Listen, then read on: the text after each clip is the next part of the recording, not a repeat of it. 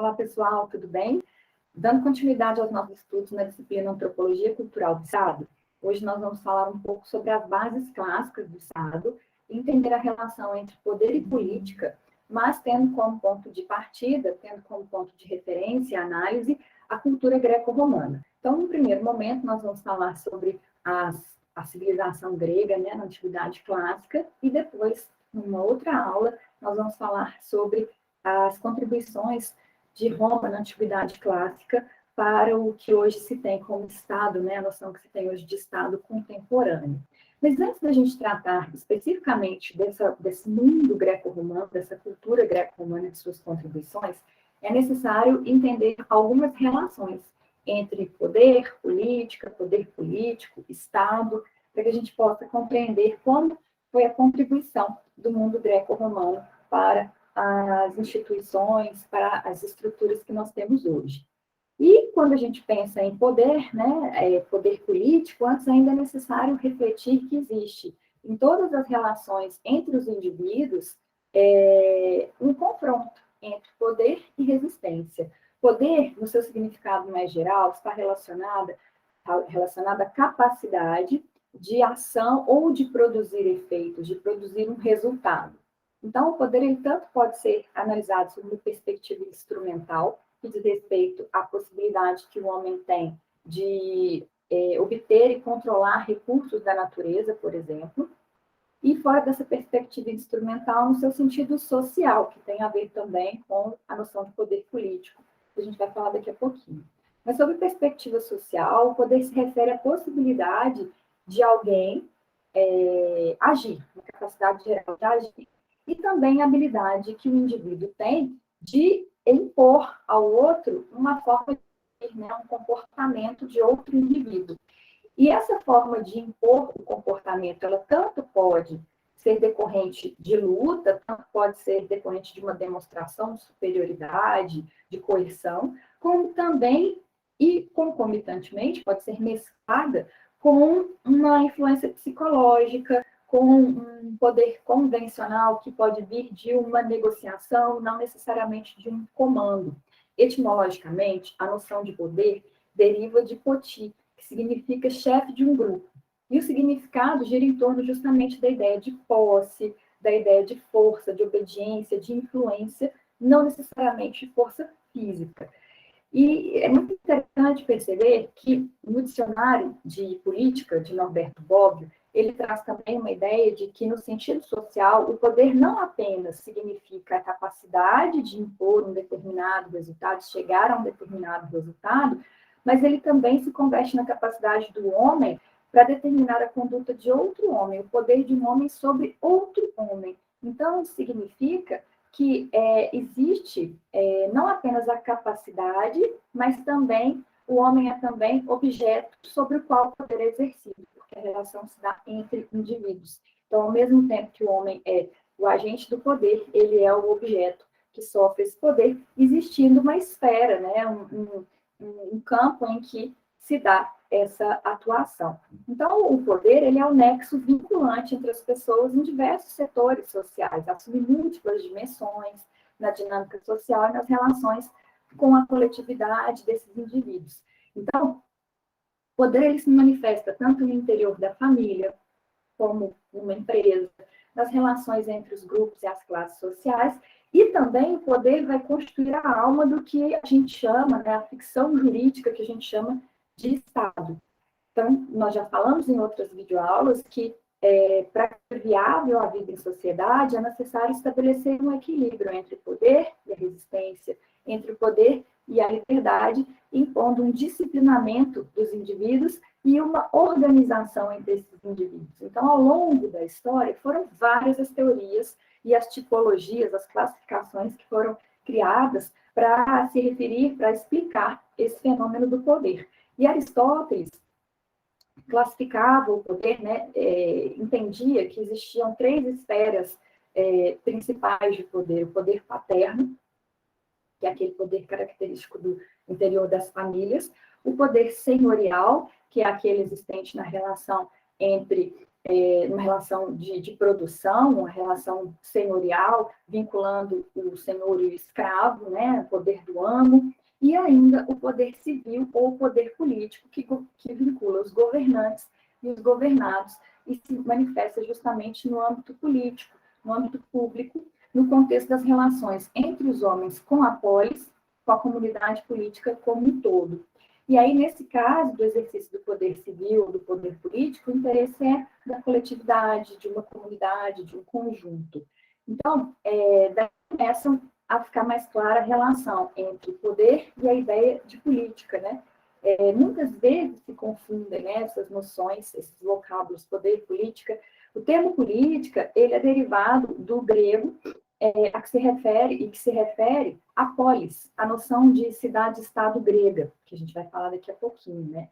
E poderia também se estender para se referir à noção de comunidade, coletividade, sociedade. Platão já dizia que o homem é naturalmente um animal político. Então, o conceito de política ele é bastante abrangente e diz respeito a todo o campo de ação dos sujeitos dentro de uma sociedade, dentro de um coletivo.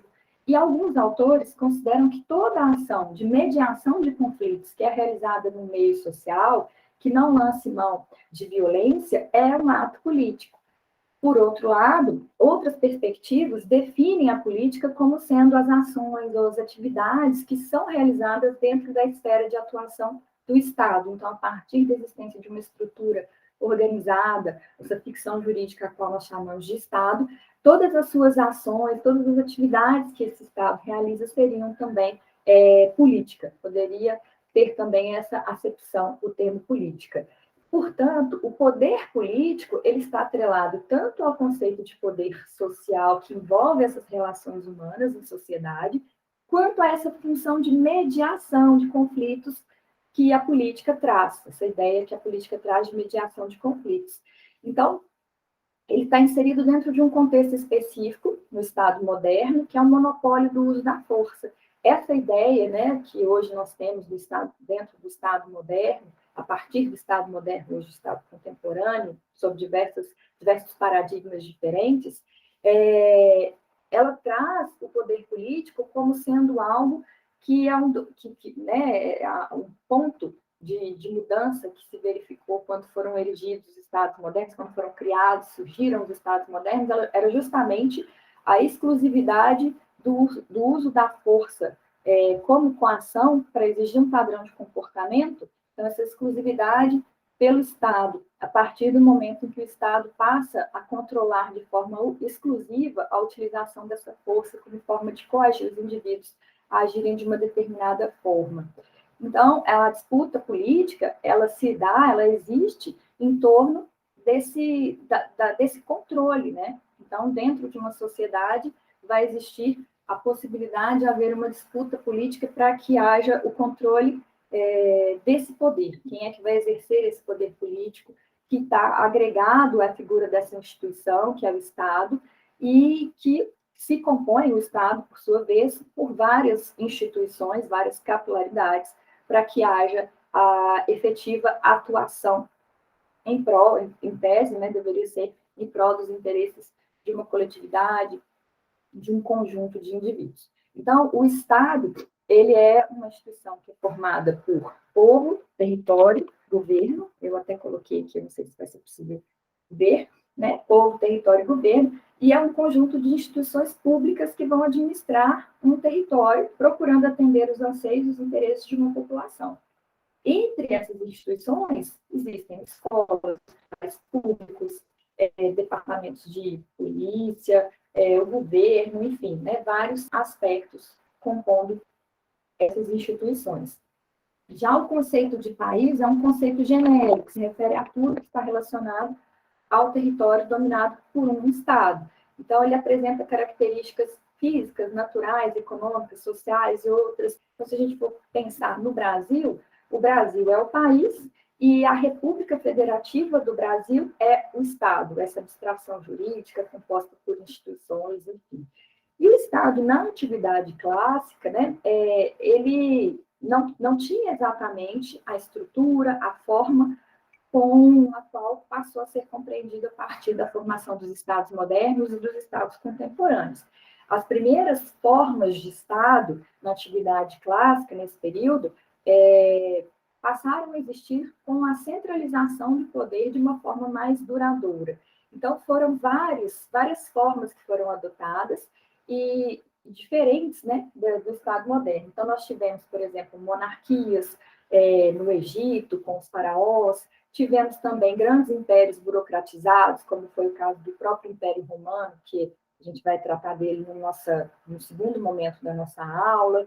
Também tivemos na Antiguidade Clássica inovações, como, por exemplo, o modelo de cidade-estado na própria Grécia, a República Romana, num segundo momento da periodização do Império Romano. Também tivemos conceitos que são hoje muito importantes, que foram heranças, né, que foram contribuições trazidas desse mundo greco-romano, que são as noções de democracia, de cidadania, que são contribuições da Grécia antiga, né, da antiguidade grega.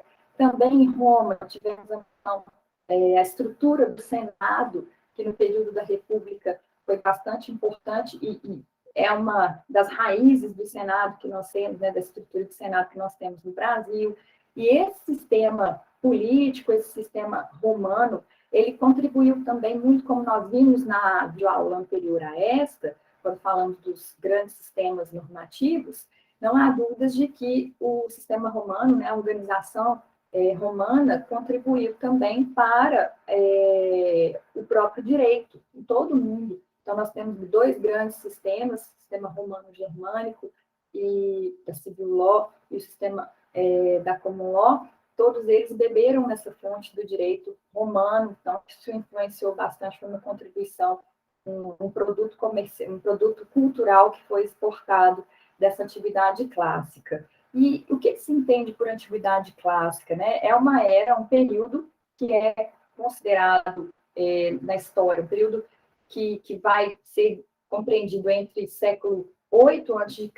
até por volta do século 5 depois de Cristo, centralizado, né, esse mundo, essa cultura greco-romana centralizada ali em torno do mar Mediterrâneo, compreendendo as civilizações que estavam ali entrelaçadas, a Grécia Antiga e a Roma Antiga. Então, foi um período que trouxe bastante contribuição, tanto cultural, do ponto de vista das artes, da filosofia, do direito, e também no que se refere à organização das sociedades, à formação dos estados. Então, foram várias essas contribuições, e a gente vai falar um pouquinho mais especificamente das contribuições que foram trazidas pela Grécia. E também é importante fazer uma reflexão sobre a noção de como o direito de propriedade, não só dentro da visão da estrutura dentro da Grécia, da civilização grega, mas de um modo geral, como a propriedade privada ela interfere não apenas na forma de elaboração das leis, mas na própria estruturação do direito, na formação dos estados. Essa mudança de perspectiva em relação à propriedade privada, ela fica muito clara quando a gente analisa as civilizações do período da Antiguidade Clássica, né? E consegue perceber que, a princípio, a relação de propriedade ela tinha um viés relacionado diretamente à família. Nós vamos falar, quando formos falar sobre Grécia e Roma, um pouco mais detalhadamente sobre isso, a noção de propriedade de uma tribo, da gens, até depois haver uma mudança efetiva para que a gente compreenda a propriedade dentro do sistema capitalista. Então, isso interfere, né, diretamente na forma de organização das sociedades, das civilizações. Nós vamos falar disso no segundo momento da nossa aula, quando falarmos sobre Roma, a gente vai ter essa percepção mais específica de como a propriedade privada também interfere nesses modelos, né, como a cultura está diretamente relacionada à propriedade privada e na formação dos estados. Então, falando mais especificamente sobre as características da civilização grega, vou redar aqui um pouquinho, para a gente falar sobre a Grécia. Foi uma característica da organização política da Grécia a inexistência de uma unidade política. Nunca houve uma unidade política na Grécia, A história da Grécia é marcada pela história das suas cidades-estado. Cada cidade era absolutamente independente uma da outra. Então, quando a gente fala cultura grega, a que a gente está se referindo? Ao lado de espírito, de fato.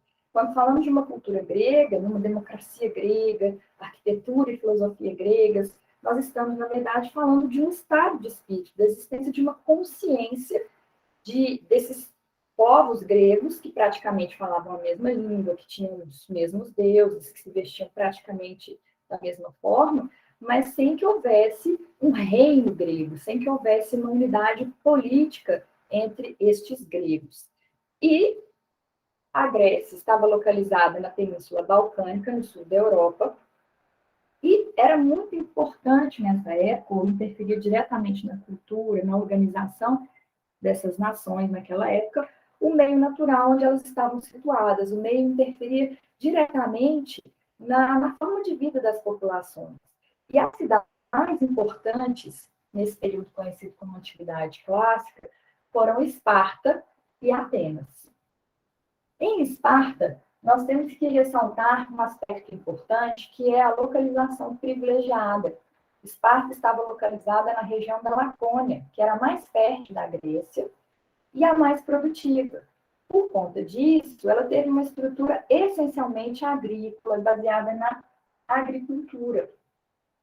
A estrutura social em Esparta era caracterizada por essa pirâmide, né? Nós tínhamos como elite os espartanos, que se diziam descendentes dos dórios, que teriam sido os fundadores da cidade de Esparta. Depois nós tínhamos uma classe social que era chamada de periecos, que era basicamente composta por comerciantes, artesãos, a maioria deles descendentes de estrangeiros que vieram e se estabeleceram na região.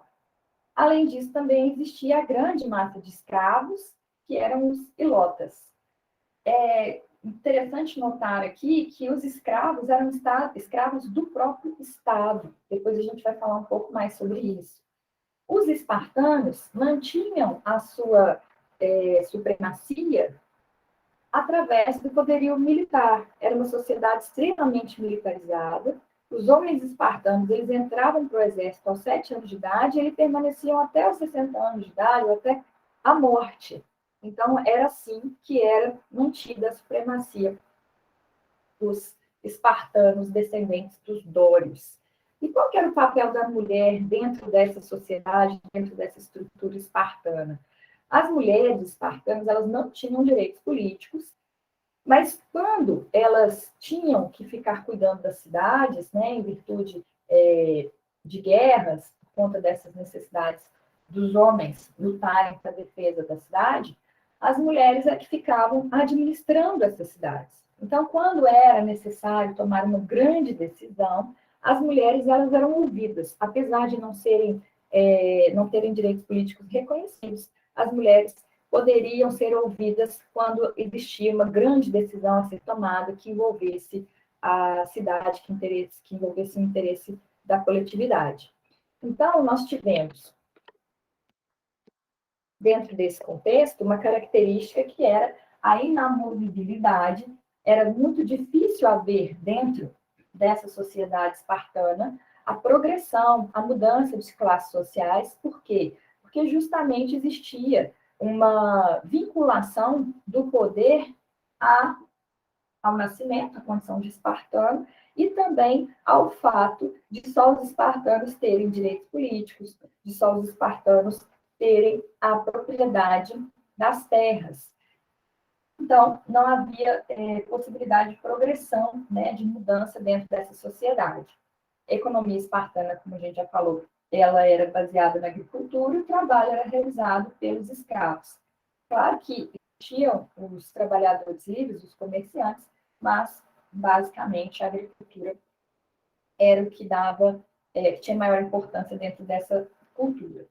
E a propriedade dos bens, tanto dos escravos, quanto das terras e da produção, era comum. Então, a gente pode dizer que essa sociedade ela era de um comunismo primitivo, por conta de ser comum. ou uma sociedade comunal, por conta de ser comum a posse, a propriedade das terras dos escravos da produção. Mas era comum apenas entre os espartanos, não havia direitos também, sob esse ponto de vista do direito de propriedade, para as outras classes sociais.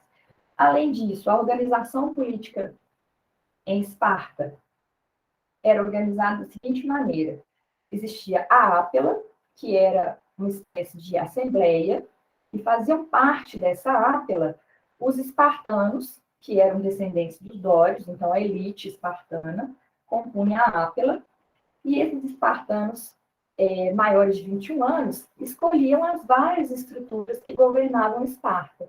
Nesta Ápela, que eram escolhidos os integrantes que iam compor que iam ser os éforos, que iam cuidar da administração interna das cidades, como, por exemplo, a realização de obras, execução de obras, e também eram escolhidos, era na Ápela que eram escolhidos 2 reis.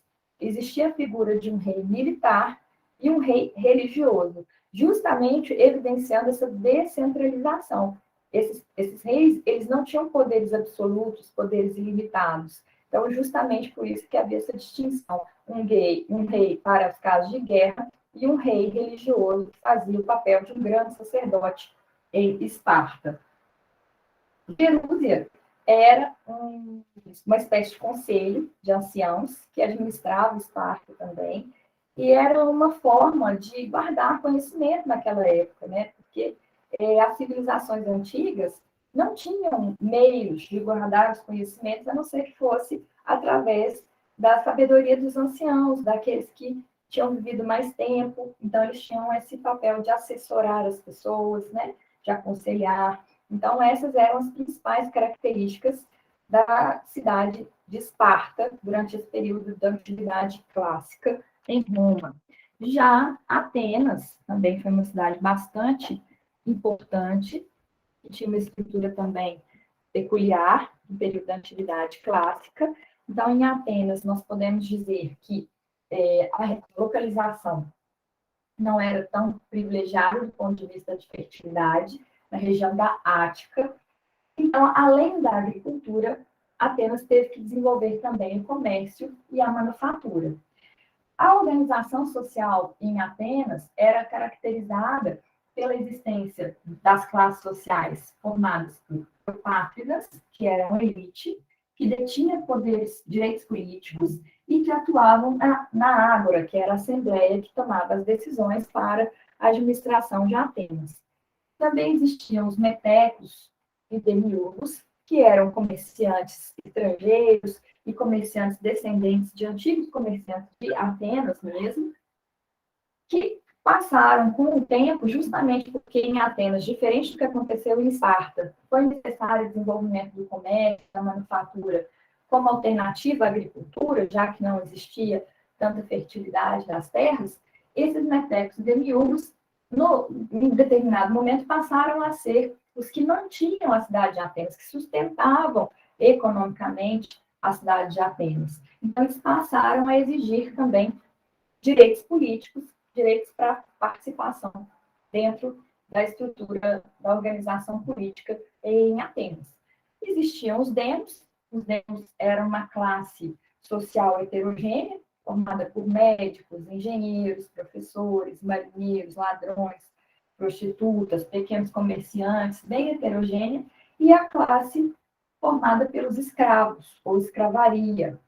Então, dentro desse período em que passou a existir uma pressão para que houvesse a concessão de direitos políticos para os comerciantes, algumas reformas políticas foram levadas a efeito. A primeira reforma política significativa que se verificou em Atenas foi decorrente da atuação de Solon. E ela instituiu o que foi chamado de plutocracia, ou governo de ricos. Nesse contexto, a plutocracia ela acabou com o poder político condicionado à propriedade da terra. Os proprietários das terras eram os eupátridas, que eram os herdeiros dos fundadores da cidade, dos junos, e, com isso, instituída a plutocracia, seria possível que um homem livre ateniense e que tivesse uma renda, tivesse direitos políticos. Então, manteve ainda assim, né, um afastamento, uma exclusão de direitos classes menos favorecidas para as classes mais classe média e classe baixa e para os escravos dentro desse contexto. Escravo não tem direito porque é considerado coisa, né? Isso só vai acabar muitos séculos depois. A segunda reforma política foi organizada, foi capitaneada por Clístenes. Ele criou a democracia ao eliminar o requisito da renda, então, para que tivesse direitos políticos, o homem ateniense não precisaria ter uma renda mínima, ter posses comprovadas.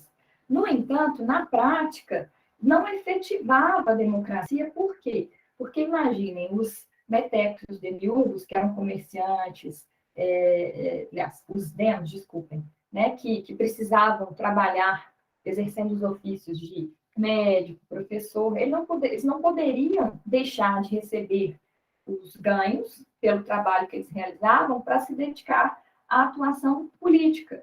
Então, apesar de ter sido eliminado o requisito da renda, como o exercício dessa função pública não ensejava o pagamento de um salário, de um vencimento, de uma remuneração, eles não tinham, de fato, a possibilidade de exercer, se candidatar e deixar de trabalhar, né, para se manterem. Somente com a terceira reforma política, que foi organizada por Péricles, teve como protagonista Péricles, é que efetivou a democracia, porque foi criado o óbolo, a remuneração pelo exercício da função pública aqui, né, do exercício do cargo político. Então, aí sim, a gente pode dizer que se verificou a efetivação da democracia dentro desse contexto.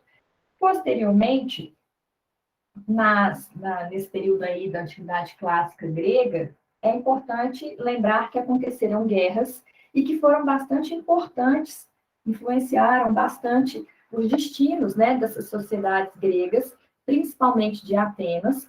Duas guerras mais importantes a gente pode destacar na história da Grécia. A primeira delas foram as guerras greco-pérsicas. Diante do expansionismo persa, né, liderado por Xerxes, que rivalizava com o crescimento comercial da Grécia, sobretudo de Atenas, por conta disso que nós falamos, os gregos entraram em guerra com os persas, e os gregos conseguiram vencer os persas depois de 10 anos, né, ofereceram a rendição, e a partir daí Atenas se consolidou como a cidade mais importante da Grécia. Então, essa primeira guerra com a Pérsia, né, esse período de guerras com a Pérsia, marcou depois uma fase em que houve a consolidação de Atenas como sendo a cidade mais importante da Grécia e do mundo naquele momento, em termos comerciais. Então, foi a época do apogeu artístico, cultural, da democracia, da filosofia grega, com bastante força. E isso acabou gerando um desconforto entre as outras cidades gregas, principalmente Esparta, também porque Esparta considerava que Atenas teria desviado uma parte da renda, né, do que foi arrecadado, do fundo arrecadado para as guerras entre os gregos e os persas, e que isso teria favorecido esse desenvolvimento econômico, esse momento de bastante desenvolvimento na Grécia, bastante favorável para Atenas, que teria sido também proveniente de um desvio desses fundos. Então, houve também esse período que foi marcado por um período de 30 anos de guerra, que foi a Guerra do Peloponeso, entre as cidades gregas, e que teve como consequência o enfraquecimento da Grécia e a invasão dos macedônios. E esse povo que vive no norte da Grécia, mas não são gregos, foi liderado por Filipe, e o filho de Filipe, Alexandre, conhecido como Alexandre o Grande, né, Alexandre Magno, ele passou a governar a Grécia e foi marcado, né, esse período por grandes conquistas militares. Ele formou o segundo maior império da antiguidade, só perdeu para o Império Romano mesmo. Então, houve a preservação das culturas dominadas naquele contexto de dominação e de governo por Alexandre o Grande, e a criação de uma cultura híbrida. Isso é bastante interessante perceber que, após essa guerra do Peloponeso, com o enfraquecimento das cidades gregas e a dominação e o governo de Alexandre o Grande, nós tivemos o início do que se chamou de cultura helenística, uma tentativa de união de todos os povos conquistados em torno de uma cultura que tivesse elementos de vários povos, de maneira que não se sentissem como conquistados, mas que se sentissem parte de um universo cultural maior. Então, a cultura de cada povo fazia parte desse grande universo helenístico.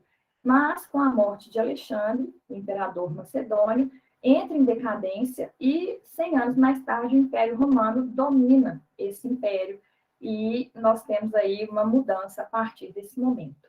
Então, as principais contribuições que o mundo grego trouxe para o Estado contemporâneo podem ser percebidas aqui, né? Algumas questões relacionadas à forma de organização política, essas noções de direito político, essas noções de organização cidade-estado, enfim. Nós vamos continuar falando sobre Roma num próximo momento. Até daqui a pouquinho.